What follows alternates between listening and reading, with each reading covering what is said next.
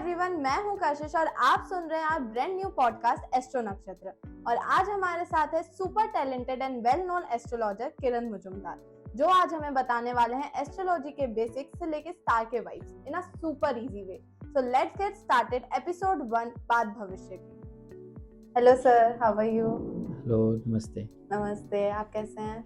मैं अच्छा हूँ कशिश। आप अपने बारे में कुछ बताइए कि कैसे आप एस्ट्रोलॉजी से जुड़े और क्या आपका एक्सपीरियंस है। मेरा एस्ट्रोलॉजी से जुड़ाव एक छोटी सी स्टोरी है कशिश। एक्चुअली जब मैं कॉलेज में पढ़ता था तो मुझे किसी ने गाइड किया इसके लिए, और उस वक्त मैंने एस्ट्रोलॉजी में अपना इंटरेस्ट दिखाना शुरू किया, धीरे धीरे सीखना शुरू किया। ये बात करीब 30 साल पहले की है।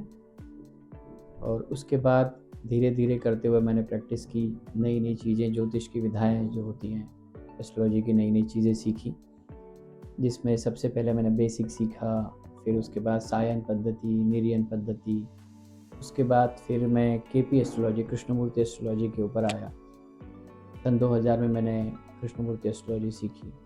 उसके बाद फिर उसके 5 या 6 साल बाद फिर मैंने हॉररी सीखा। ये ज्योतिष की एक अलग विधा है, इसको प्रश्न कुंडली कहते हैं। और अगर किसी के पास में जन्मपत्री नहीं है या जन्मपत्रिका नहीं है तो, और अगर उससे कोई सवाल पूछने हैं, कोई क्वेश्चन है उसके, तो ये विधा उसमें काम आती है। तो ये मेरा एस्ट्रोलॉजी का सफ़र है। और अभी मैं काफ़ी सारे लोग मुझसे जुड़े हुए हैं एस्ट्रोलॉजी में, मुझसे पूछते हैं, और मैंने अपने कुछ वीडियोस वगैरह भी बनाए थे जो मैंने यूट्यूब चैनल पे डाल रखे।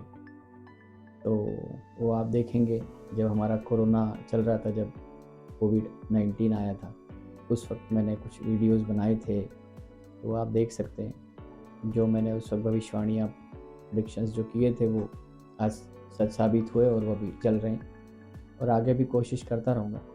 अच्छा, तो आपने कोविड के टाइम पे प्रेडिक्शन किया था कि ऐसा कुछ होगा या कब ख़त्म होगा करके, जो वीडियो आपने डाली थी और जो आगे चल के जो सच हुआ। ओके, ठीक है। तो सर, मेरा मतलब सबसे पहले तो आपसे यही सवाल है, आपको ऐसा क्या लगा या आपने ऐसा क्या सोचा कि इस जनरेशन में जाके एस्ट्रोलॉजी बूम करेगी?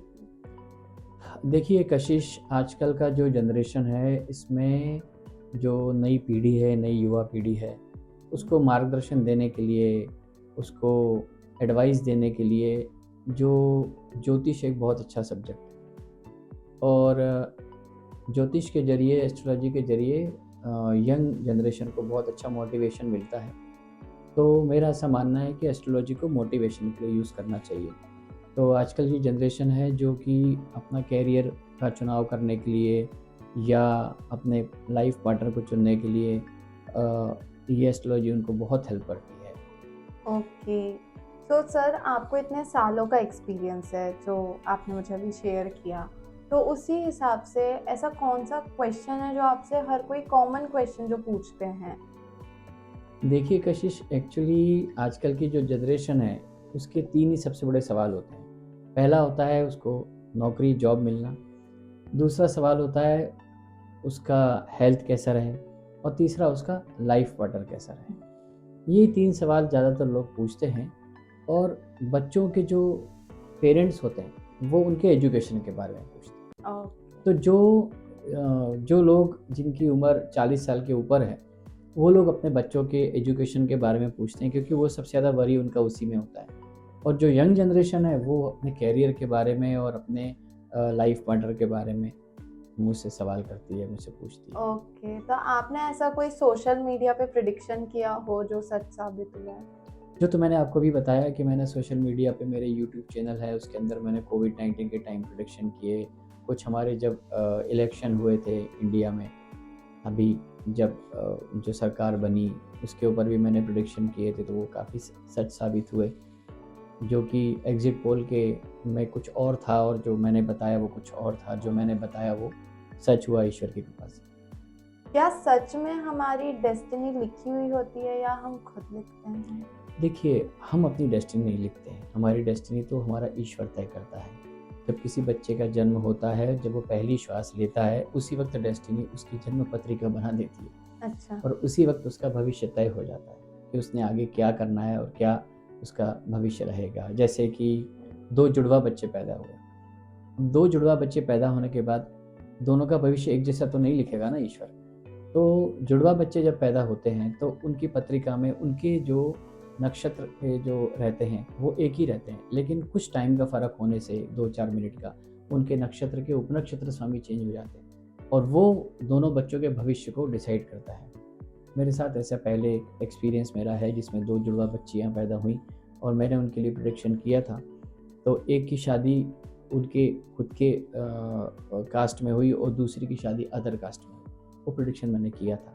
तो वो केपी एस्ट्रोलॉजी इसकी में काफ़ी हेल्प करती तो कुछ मिनट से भी चीज़ें चेंज होती हैं है। जी मतलब? हाँ, अगर आपका जन्म अगर 2 जुड़वा बच्चे हैं और एक का जन्म अगर अभी हुआ है और एक का जन्म अगर पिछले अगले 3 मिनट बाद हुआ या 2 मिनट बाद हुआ है तो उसका भविष्य बदल सकता है। अच्छा, पूरा ही चेंज हो जी, सकता है। जी, जी। ओके। ग्रहों का जो असर होता है ज़्यादा होता है, तो वो चीज़ हमारी चॉइस होती है या फिर नॉर्मल?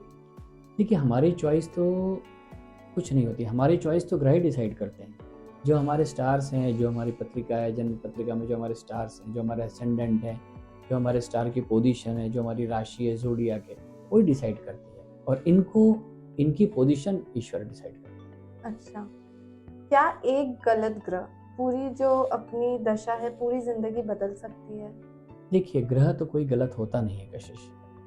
हाँ, लेकिन वो ग्रह अगर आपको खराब रिज़ल्ट दे रहा है, गलत रिज़ल्ट दे रहा है, तो वो उस पे डिपेंड करता है कि आपका टाइम कैसा चल रहा है, आपके गोचर कैसे चल रहे हैं और वो ग्रह आपके पत्रिका में किस स्थान पर बैठा है और किस भाव में बैठ के आपको रिज़ल्ट दे रहा है। तो हर ग्रह गलत भी हो सकता है और हर ग्रह सही भी हो सकता है। वो डिपेंड करता है कि उसका ज्योतिष में, आपकी पत्रिका में आपका उसका क्या स्थान है। अच्छा, और अगर अपन ने कुंडली नहीं बनवाई, तो कुछ मिस कर रहे हैं क्या? मतलब कितने लोगों की आजकल कुंडली लोग नहीं बनवाते या किसी को पता नहीं होती उनकी कुंडली बनी हुई है या नहीं? देखिए कशिश, एस्ट्रोलॉजी एक ऐसा सब्जेक्ट है जो यंग जनरेशन को आगे प्रोवोकेट कर रहा है, उसको मार्गदर्शन दे रहा है, एडवाइस दे रहा है। लेकिन जन्मपत्री अगर बना लेते हैं तो एक अच्छा एस्ट्रोलॉजर वो यंग जनरेशन को सच्ची एडवाइस दे सकता है, उसका फोकस एरिया डिसाइड कर सकता है। अगर उसको पहले से उसका फोकस एरिया पता हो और उसको सही एडवाइस मिल जाए तो सही दिशा में अपना काम कर सकता है, सही दिशा में अपना कैरियर चुन सकता है। लेकिन अगर जन्मपत्री नहीं हो, एक सिंपल सी बात है, एक एस्ट्रोलॉजर अगर आपको एडवाइस देता है, इसी तरह से काउंसलर भी तो आपको एडवाइस देता है। अगर आप किसी डॉक्टर के पास जाते हैं तो आपको काउंसिल करता है, आपको बताता है कि आपके शरीर में ये तकलीफ है, तो वो तब आप उस हिसाब से आप दवा खाते हो, आपको दवा देता है। सेम एस्ट्रोलॉजी ऐसा ही है। ओके। क्या कुंडली सही में बता सकता है अपने लिए कौन सा करियर सक्सेसफुल होगा?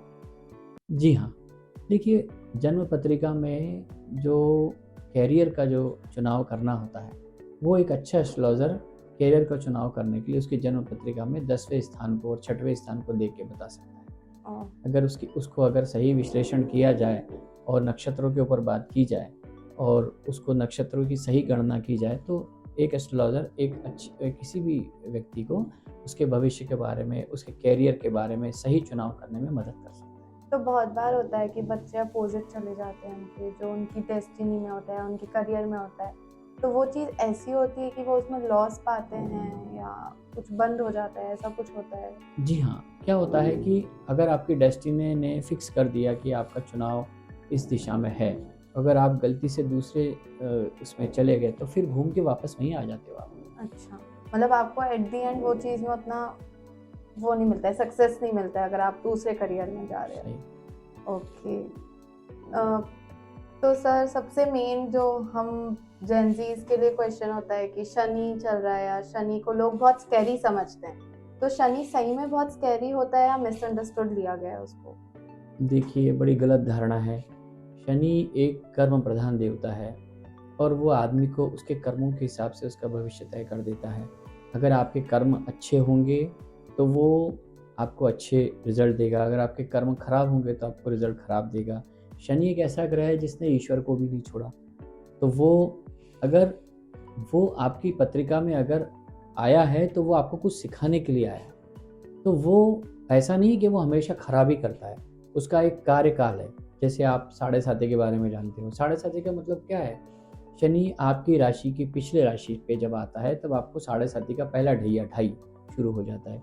जब आपकी राशि पे आता है दूसरा ढाई शुरू होता है। जब आपसे अगली राशि में जाता है, आपकी राशि से अगली राशि में जब जाएगा तब वो तीसरा ढाई शुरू कर देगा। तो पहले ढाई में वो आपको थोड़ा परेशान करेगा, आपको चैलेंजेस लाएगा लाइफ में। दूसरे ढाई में आपको सेटल करेगा, उस चीज़ों को उन चीज़ों को भोगने की, उन चीज़ों को सहन करने की शक्ति देगा। तीसरे ढाई में वो आपको जिस स्थिति से उठा के लाया था, उस स्थिति से और अच्छी स्थिति में लाके रखेगा। मतलब शनि को लोगों ने बताया गया है कि वो बुरी चीज है या वो थोड़ी डरावनी चीज मतलब वो करता है, वो नहीं है बेसिकली। जी नहीं, वो बहुत अच्छी चीज। शनि एक ऐसा स्टार है जो न्याय का देवता है, तो वो कभी आपके साथ गलत करेगा ही नहीं। अच्छा। वो हमेशा आपको सलाह देगा, आपको एडवाइस देगा। और देखिए, शनि अगर पत्रिका में अगर मान लीजिए कि शनि का ऐसा मतलब आदमी ने जो धारणा बनाई है अगर ऐसी ही होती, तो हर आदमी शनि के दशा में अब खराब ही रिजल्ट पाता। ऐसा तो नहीं है। शनि की दशा शुरू होने के बाद आदमी की नौकरी भी होती है, आदमी को की शादी भी होती है, आदमी का करियर भी बनता है। मैं आपके सामने एक बड़ा अच्छा उदाहरण हूँ। मेरे खुद शनि की महादशा में मुझे बहुत अच्छी नौकरी, बहुत अच्छा करियर और बहुत अच्छी मेरी शादी भी शनि की महादशा में हुई। तो शनि की महादशा या शनि की साढ़े साती ये कभी बुरी नहीं होती। वो समय-समय पर आदमी को उसको कर्मों के हिसाब से सिखाती है। अच्छा। शनि आपको सिखाता है। Shani is a good teacher. Okay, तो मतलब Shani is a good teacher. जैसे कि अभी बेसिकली ऐसा होता है ना कि कोई बुरा होता है तो बोलता है तेरे ऊपर शनि बैठी हुई है, तेरे ऊपर शनि आया हुआ है। तो ये लोगों ने ऐसा बता दिया गया है कि शनि एक बुरी चीज के लिए वो है, तो जबकि वो नहीं है। जी हाँ, शनि को इस तरह से ये गलत धारणा बनाई है लोगों ने। शनि का पूरे जन्म पत्रिका में 12 भाव में उसका जो है पोज़ीशन होता है, पहले भाव से लेके 12वें भाव तक।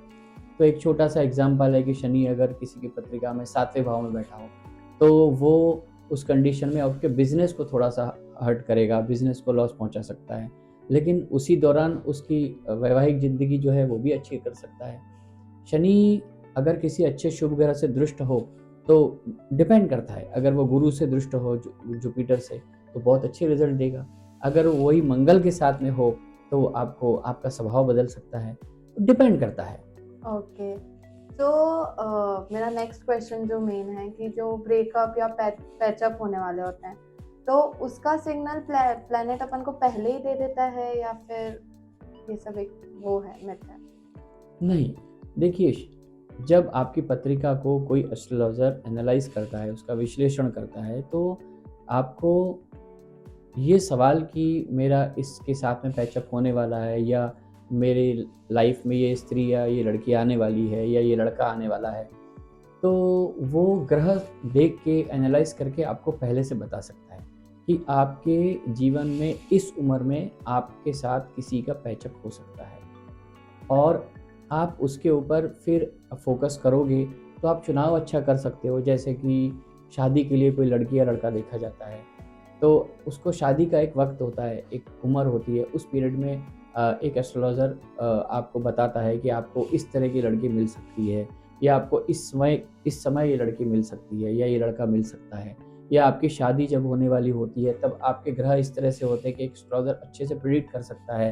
तो आप एक सही जीवन साथी को चुनाव कर सकते हो। एस्ट्रोलॉजर पर्टिकुलर कोई मतलब जैसे कि कोई इंसान अपनी ही कोई लड़की के बारे में, एक ही लड़की के बारे में पूछ रहा है, तो वो भी चीज़ प्रिडिक्ट करता है कि इसके साथ इसका अच्छा होगा या नहीं होगा?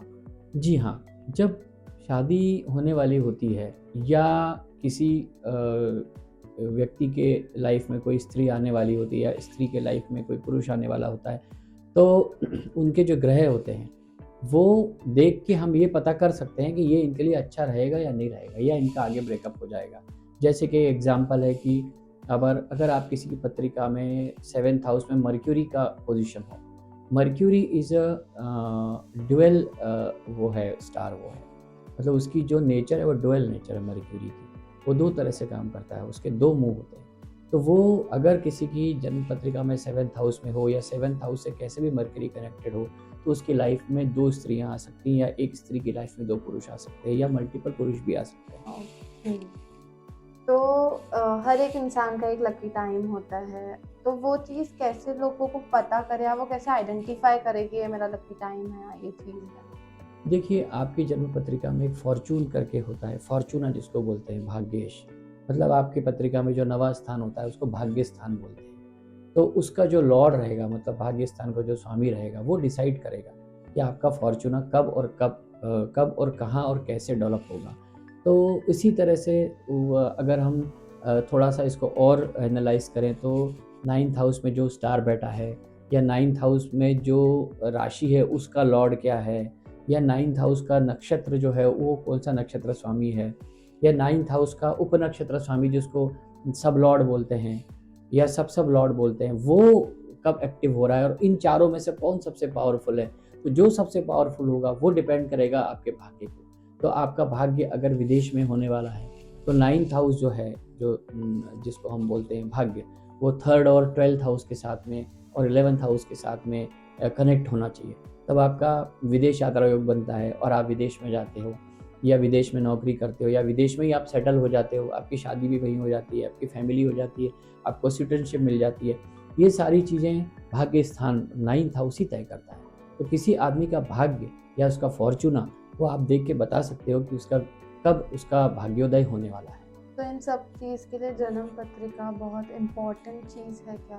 कि वो चीज़ होनी ही चाहिए जन्म पत्रिका जी लोग हाँ, जी हाँ। ये जन्म सब पता पत्रिका करने के लिए? जी हाँ, जन्म पत्रिका होने से आपको ये पता लग जाएगा कि आपका भाग्य स्थान का स्वामी क्या है और वो आपको कहाँ और कैसे ले जाएगा और आपका भाग्य कहाँ होगा। कभी ऐसा होता है कि आपका जन्म होता है किसी शहर में और आपका भाग्य होता है किसी दूसरे शहर में, या आपका जन्म होता है किसी एक देश में और आपका भाग्य होता है किसी दूसरे देश में। ये भी पता चल सकता है अपन जी को हाँ, मतलब। जी हाँ। और इसमें आपका जो जैसे आपका भाग्य दूसरे देश में है, तो वो जो स्टार्स है आपको पहले से ही उसके ऊपर आपको इफ़ेक्ट देने लगते हैं और आपको बताने लगते हैं कि आपका भाग्य जो है वहाँ उदय होने वाला है। अगर सारे ग्रह गलत चल रहे हों, तो लाइफ कैसे स्मूथ चलेगी? देखिए, सारे ग्रह तो कभी गलत होते नहीं हैं कशिश। पत्रिका में पूरे 9 ग्रहों में कोई एक ग्रह तो ऐसा होता ही है जो अच्छा होता है। आदमी की लाइफ में उसका जो बुरा टाइम है या अच्छा टाइम है वो ग्रह डिसाइड करते हैं।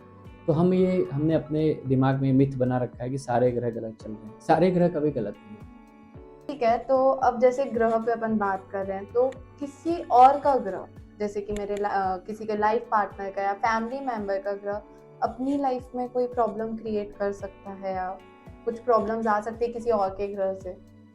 देखिए, ऐसा है कि सबसे पहली बात तो हम ये बात कर सकते हैं कि जब आपकी शादी होती है तो एक आपका लाइफ पार्टनर बनता है।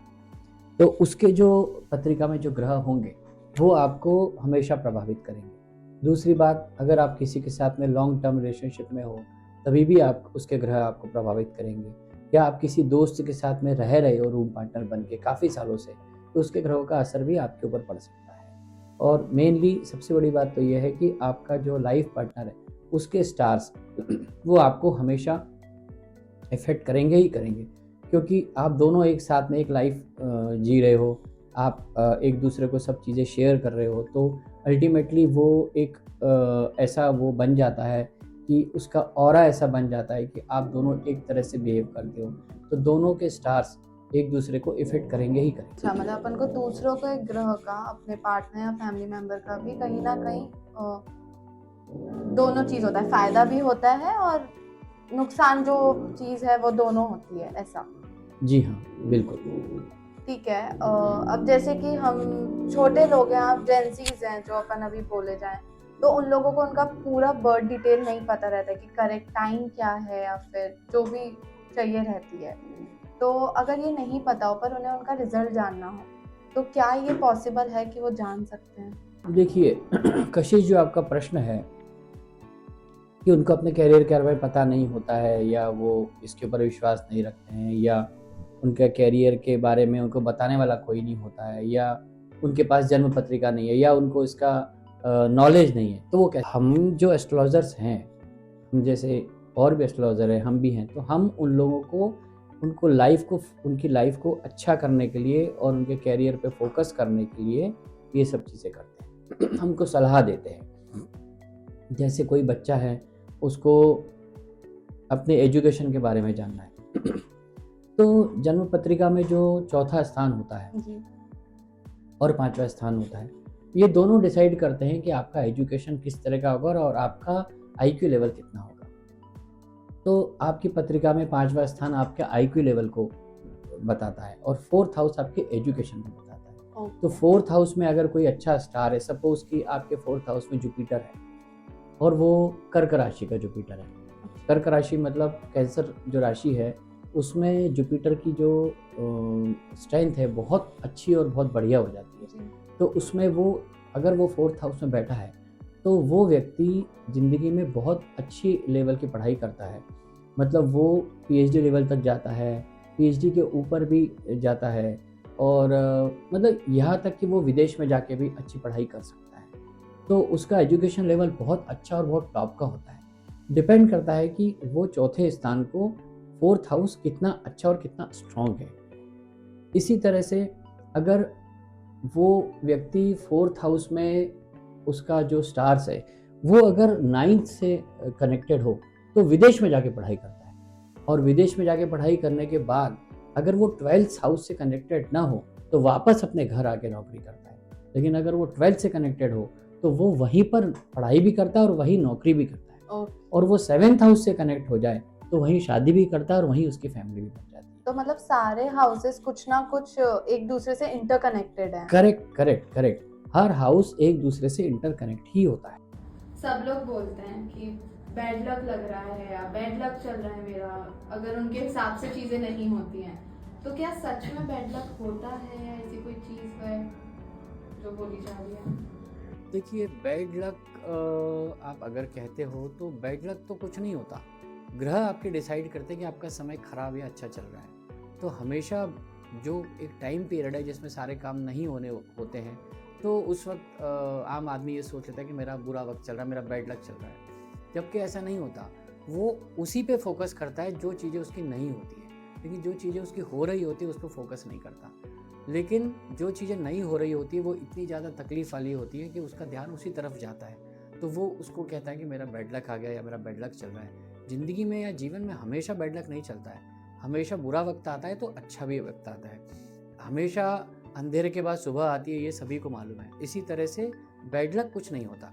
समय थोड़े टाइम के लिए ख़राब होता है, उसके बाद दोबारा वो अच्छा भी हो जाता है। तो कोई इंसान होता है कि बहुत ज़्यादा वो कोशिश कर रहा है कोई एक चीज़ करने की, पर वो कुछ ना कुछ रीज़न से हर बार रुक रहा है या नहीं हो पा रहा है। तो वो बैड लक है या वो गुड लक है कि मतलब वो चीज़ आपके लिए अच्छी नहीं होगी शायद इसलिए नहीं हो रहा है, ऐसा कुछ? देखिए ये बात फिर वहीं पर आती है कि सारी चीज़ डेस्टिनाइड है। हर काम को होने का, हर चीज़ को होने का एक वक्त डिसाइड हुआ है।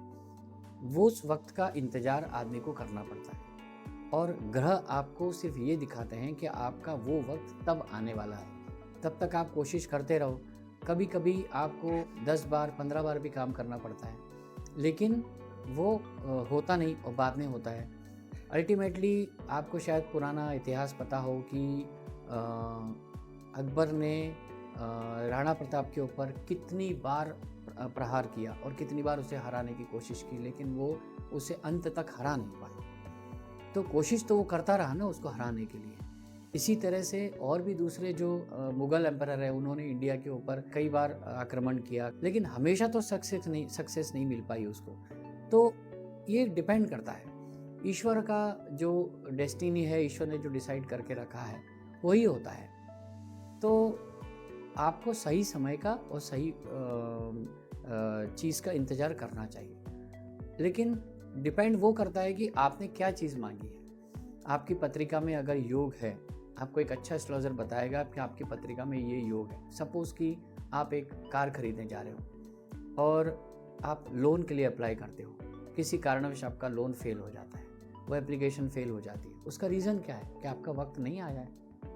फिर आप दोबारा कोशिश करते हो, सारे डॉक्यूमेंट्स फिर से बनाते हो, सारे डॉक्यूमेंट्स बनने के बाद फिर आप ट्राई करते हो, फिर दोबारा फेल हो जाता है। इसका मतलब आपका वक्त नहीं आया है। फिर तीसरी बार आप कोशिश करते हो, उस बार वो आपसे बोलता है बैंक कि हम आपको इतना लोन नहीं दे सकते, हम आपको कम लोन देंगे। तो फिर आप क्लियर हो जाता है कि आपका वक्त नहीं आया। फिर चौथी बार फिर आप डिसाइड करते हो कि मैं अब ये वाली गाड़ी नहीं खरीदूंगा, मैं अपने कम बजट में ये वाली कार खरीदूंगा। तो ये चीज़ किसने डिसाइड की है, ये चीज़ किसने तय की है? डेस्टिनी ने, आपके ग्रहों ने।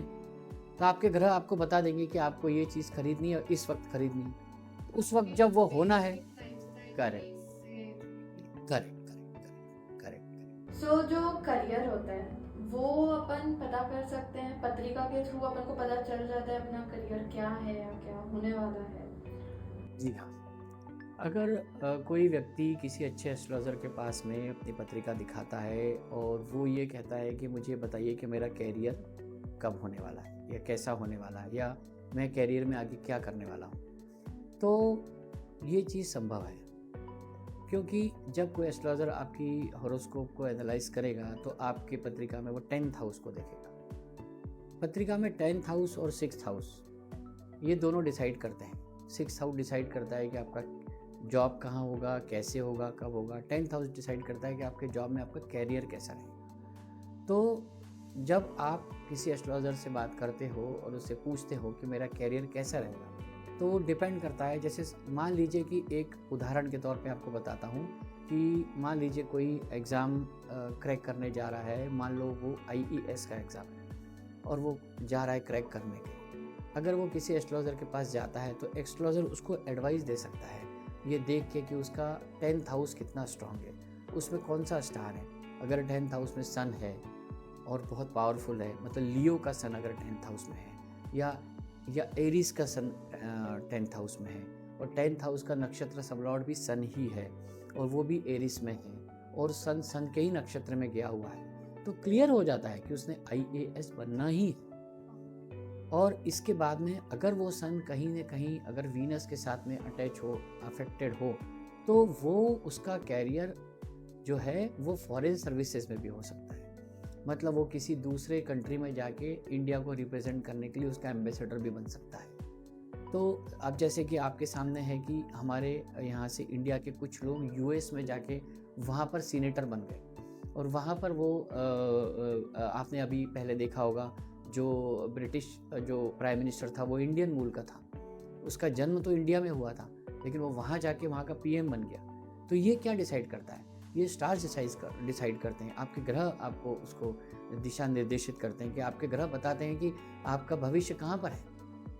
उसका जन्म यहाँ हुआ लेकिन उसका भविष्य कहाँ था, वो कहाँ पहुँचा, उसका कैरियर कहाँ था। वो ब्रिटेन का प्रधानमंत्री बना जबकि था तो इंडियन मूल का। तो ये चीज़ जो है ये कौन बता सकता है? ये एक अच्छा एस्ट्रोलॉजर ही बता सकता है ना। तो ये हर चीज़ अपने ग्रह से जुड़ी है। जी हाँ, सारी चीज़ें आपके ग्रहों से जुड़ी हैं। अगर आप उसको सही दिशा से अगर उसका पालन करें और सही मार्गदर्शन अगर आपको मिले तो आप अपने जीवन में बहुत सारी चीज़ें अच्छी कर सकते हो। सो करियर के बाद सबसे मेन क्वेश्चन होता है शादी, सेटल वाली चीज़। तो क्या शादी के बारे में अपन जान सकते हैं कि कब होगी, कहाँ होगी? देखिए, शादी एक ऐसी चीज़ है जो हर आदमी उसके लिए क्यूरियस होता है। हर व्यक्ति, हर स्त्री, हर पुरुष अपनी शादी को लेके, आपके विवाह को लेके बड़ा क्यूरियस होता है। इसलिए क्यूरियस होता है कि उसको कैसी पत्नी मिलेगी या उसको कैसा पति मिलेगा, उसकी शादी कब होगी, उसकी शादी कहाँ होगी, उसकी शादी कैसे होगी, शादी के बाद वो सुखी रहेगा कि नहीं रहेगा, या इस पत्नी के साथ में जिसके साथ वो शादी कर रहा है उस स्त्री के साथ उसके साथ जीवन लंबा चलेगा कि नहीं चलेगा, ये लॉन्ग टाइम पार्टनरशिप रहेगी कि नहीं रहेगी, या ऐसा तो नहीं कि शादी के 1 साल बाद ही वो अलग हो जाए। तो ये सारी चीज़ें जो हैं इसकी बड़ी क्यूरियोसिटी रहती है। तो एक एस्ट्रोलॉजर उसको बहुत सही तरीके से हैंडल कर सकता है। इसलिए कर सकता है कि शादी अगर देखनी है तो 2 पत्रिकाओं को मिलाया जाता है, उसमें गुण मेलन किया जाता है कि दोनों में कितने गुण मिल गए। अगर अच्छे से अच्छा मैचिंग हो गुणों का तो फिर एस्ट्रोलॉजर डिसाइड करता है कि इनकी शादी को परमिशन दी जाए या ना दी जाए। अब मेरे को गुण से याद आया कि हमेशा बोलते कि गुण मिलने चाहिए पर पूरे भी नहीं मिलने चाहिए, कि पूरे के पूरे मिलते तो लड़ाई होती है, ऐसा बोला जाता है। तो ये चीज़ सच में ऐसा है कि पूरे के पूरे गुण नहीं मिलना चाहिए? नहीं, ऐसा तो कुछ भी नहीं। देखिए, शादी होने के बाद पति और पत्नी में मन मुटाव, झगड़े, लड़ाई, प्रेम, ये सब तो होता ही रहता है। तो इसमें तो कोई बात ही नहीं है ऐसी, इसमें कोई दिक्कत वाली बात नहीं है। तो आप ऐसा ये सोचना गलत है कि पूरे गुण मिलने से लड़ाई होती है या कुछ होती है, ऐसा कुछ भी नहीं। लोग बोलते हैं ना कि 36 के 36 गुण मिले तो शादी नहीं करानी चाहिए। नहीं, ऐसा कुछ भी नहीं है, ऐसी कोई बात नहीं है। लेकिन हाँ, गुड मैच मेकिंग होती है तो शादी होनी चाहिए। अब हम दोबारा उसी प्रश्न के ऊपर आते हैं कि आपने मुझसे पूछा क्यूरियोसिटी रहती है तो क्या करना चाहिए। तो जैसे कि कोई व्यक्ति किसी एस्ट्रोलॉजर के पास जाता है, कोई लड़का, और कहता है मेरी शादी के बारे में बताइए, कब होगी, कैसे होगी, कहाँ होगी, लड़की कैसी होगी, और शादी के बाद मेरा जीवन कैसा चलेगा उसके साथ। तो एक एस्ट्रोलॉजर जो है वो 7th हाउस को रीड करता है। आपकी हॉरोस्कोप पे जो 7th हाउस है वो आपके स्पाउस का हाउस है। तो उस 7th हाउस को देख के आपका जो स्पाउस है कैसा रहेगा, क्या रहेगा, कब मिलेगा, ये सब डिसाइड करता है। अब मान लीजिए कि आपका किसी के साथ में अफेयर चल रहा है, तो आपकी पत्रिका में एस्ट्रोलॉजर कैसे देख के पता लगाएगा कि आपका अफेयर चल रहा है। तो एस्ट्रोलॉजर क्या करेगा, आपकी पत्रिका में आपका 5th हाउस, पंचम भाव, और 7th हाउस, सप्तम भाव को देखेगा। उन दोनों में अगर बेस्ट कॉम्बिनेशन है और दोनों में शुभ स्टार है, अच्छे स्टार्स हैं, मतलब जैसे कि मैं कहता हूँ कि जो शुभ ग्रह होते हैं वो गुरु होता है, शुक्र होता है, चंद्रमा होता है, और जो पाप ग्रह होते हैं मंगल होता है, शनि होता है, और बुध भी शुभ में ही माना जाता है। तो ये स्टार अगर है पंचम और सप्तम में, 5th और 7th में, या जो भी स्टार है वो दोनों का अगर आपस में कॉम्बिनेशन अच्छा है, उनको गुरु से एस्पेक्ट मिल रही है, तो ये डिसाइड करता है एस्ट्रोलॉजर कि आपका प्रेम विवाह होगा। तो 5th सब लॉर्ड अगर 7th में हो, या 7th सब लॉर्ड 5th में हो, या 5th का लॉर्ड 7th में हो, 7th का लॉर्ड 5th में हो, तो एस्ट्रोलॉजर डिसाइड कर सकता है कि आपकी शादी कैसे होगी, क्या होगी। तो जब मान लीजिए कि किसी लड़की का किसी लड़के के साथ में प्रेम संबंध है, उसका अफेयर चल रहा है, और वो दोनों एक दूसरे के साथ शादी करना चाहते हैं, लेकिन कुछ परिस्थितियाँ ऐसी हो जाती हैं कि वो दोनों शादी नहीं कर पाते, या उनके घर वाले आपस में राजी नहीं होते, या कोई तीसरा व्यक्ति बीच में आके उन दोनों के बीच में कोई ऐसे मनमुटाव पैदा कर देता है, तो उस कंडीशन में उसकी शादी नहीं हो पाती है। तो एक एस्ट्रोलॉजर ये देख के भी आपको बता सकता है। जैसे कि मर्क्यूरी इज़ द स्टार।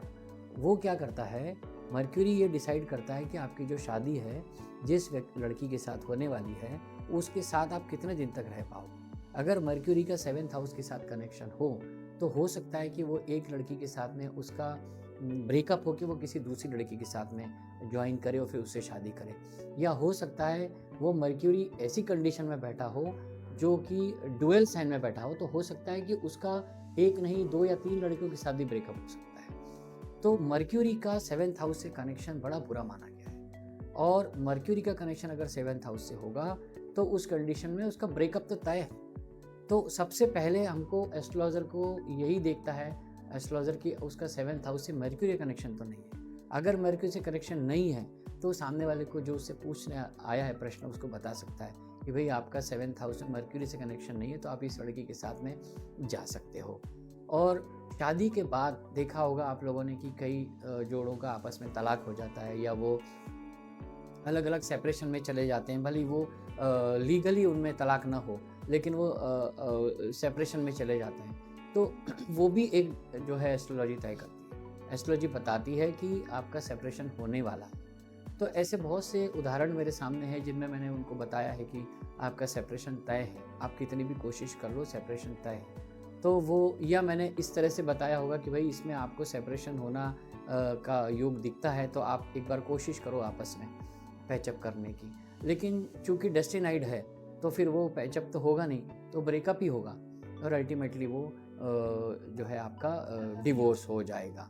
तो ये चीज़ें बड़ी टिपिकल और बड़ी क्यूरियस होती हैं। तो मेरे पास बहुत से लोग इस तरह के सवाल पूछते हैं, और आजकल तो बहुत छोटे छोटे बच्चे आके शादी के बारे में पूछते हैं। अब मतलब जिनकी उम्र 17-18 साल होगी वो ये पूछेंगे कि मेरे को लड़की कैसी मिलेगी, जबकि उनके सामने पूरा फोकस होता है। लेकिन मैं अगर उनको सिर्फ अभी से लड़की के बारे में बताऊँ कैसी मिलेगी, क्या मिलेगी, तो वो उनके लिए फोकस पॉइंट उनका ख़त्म हो जाता है। तो मैं उनको इस तरह से बताता हूँ कि बेटा पहले आप फोकस करो आपके कैरियर के ऊपर, और आपकी पत्रिका में शादी के लिए ये वक्त है, सूटेबल है, उस वक्त आपकी शादी होने वाली है। तो आपका ये जो टाइम है आपके कैरियर में या आपके एजुकेशन में लगाओ, और जब वो होगा तब मैं आप मेरे पास सही वक्त पर वो प्रश्न पूछें। मेरा दूसरा सवाल मतलब जो मेन है कि अभी किसी पे कोई कोर्ट केस चल रहा हो या कोई भी टाइप के केस, लीगल केस चल रहे हो, तो क्या वो जान सकता है कि उसकी हार होगी या जीत होगी?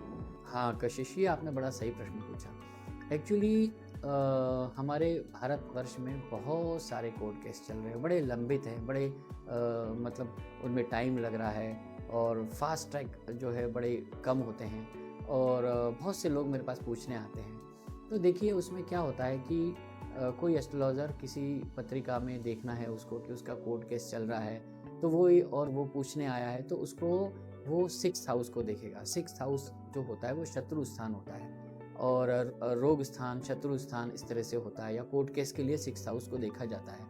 और 7th हाउस जो होता है वो अपोनेंट का होता है, मतलब जिससे आपका केस चल रहा है।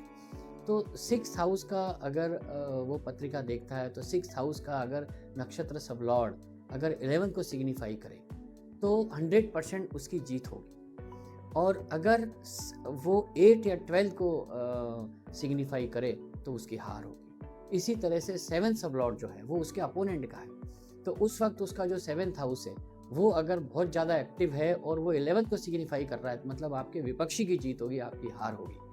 तो इन सब सवालों के जो जवाब हैं वो एक एस्ट्रोलॉजी की एक अलग विधा है, उसको होरारी एस्ट्रोलॉजी कहते हैं। क्या मैं आपको उसके बारे में थोड़ा सा बता सकता हूँ कि हाँ, इस बारे में लोगों को थोड़ा सा बताइए कि क्या चीज़ है ये, वर्ड टर्म उनको इतना अच्छे से पता नहीं होगा। देखिए होरारी एक विधा है ज्योतिष की, जिसको हिंदी में प्रश्न कुंडली कहते हैं, और या प्रश्न शास्त्र बोलते हैं। और कृष्णमूर्ति पद्धति में होरारी को बहुत ही सरल ढंग से पेश किया हुआ है।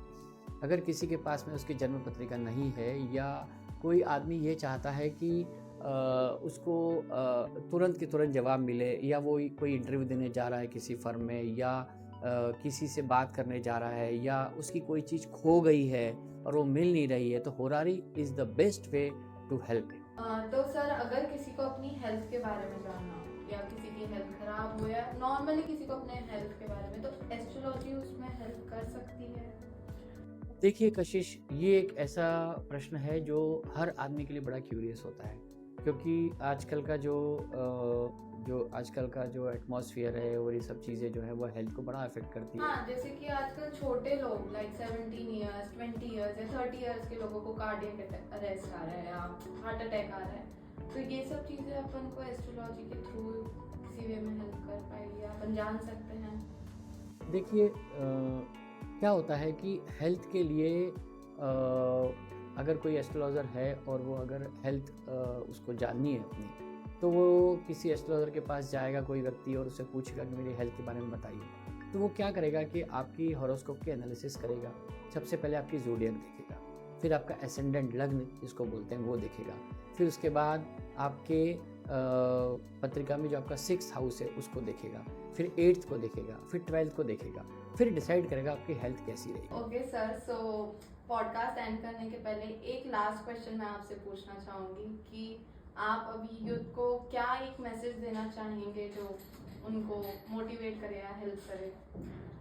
देखिए मेरा यूथ को एक ही मैसेज है कि अपनी लाइफ पे एक फोकस करने के लिए एक अच्छे एस्ट्रोलॉजर के साथ में अपने हॉरोस्कोप का एनालिसिस कराएं और जो उनको करियर में अचीवमेंट चाहिए, जो जॉब में अचीवमेंट चाहिए, या एक अच्छा पार्टनर चाहिए शादी के लिए, तो एक एस्ट्रोलॉजर के साथ में अपने हॉरोस्कोप का एनालिसिस करा के और उसकी सलाह ज़रूर लेना चाहिए उसे।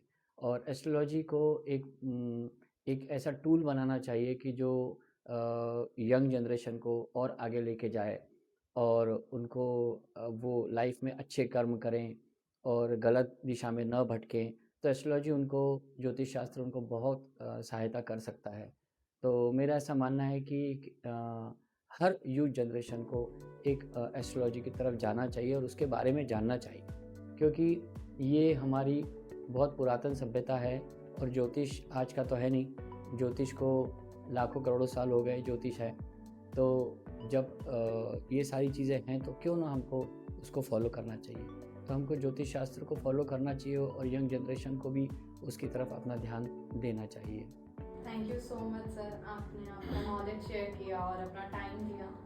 सो बस एक वो जानना चाहूँगी कि अपन नेक्स्ट ऐसी कौन सी चीज़ पे फोकस करें जो लोगों को हेल्पफुल हो और हेल्प करे। देखिए कशिश, अभी 2026 आने वाला है तो 2026 में ग्रहों का गोचर कैसा रहेगा और ग्रह कैसे असर डालेंगे राशियों के ऊपर और गोचर कैसा अप्लाई होगा हर राशि के ऊपर, उसके ऊपर हम बात करेंगे। 2026 में राशि भविष्य कैसा रहेगा, हर 12 राशियों को कैसे क्या क्या उनके ऊपर प्रभाव होंगे, कौन सी राशियों के व्यक्तियों को अच्छा इफेक्ट मिलेगा, कौन सी राशियों के व्यक्ति को अच्छा इफेक्ट नहीं मिलेगा, या किसी के ज़िंदगी में कोई बदलाव होने वाले हैं। तो ये सब चीज़ों के ऊपर हम लोग बात करेंगे और मुझे बड़ा अच्छा लगा कि इस तरह से ये ज्योतिष वार्ता हमारी हुई और आगे हम इसको ज़रूर जारी रखेंगे। ज़रूर सर, अपन ज़रूर मिलेंगे और इस टॉपिक को आगे कंटिन्यू रखेंगे और लोगों को और एस्ट्रोलॉजी के बारे में बताएंगे। थैंक यू, बहुत बहुत धन्यवाद। Thank you.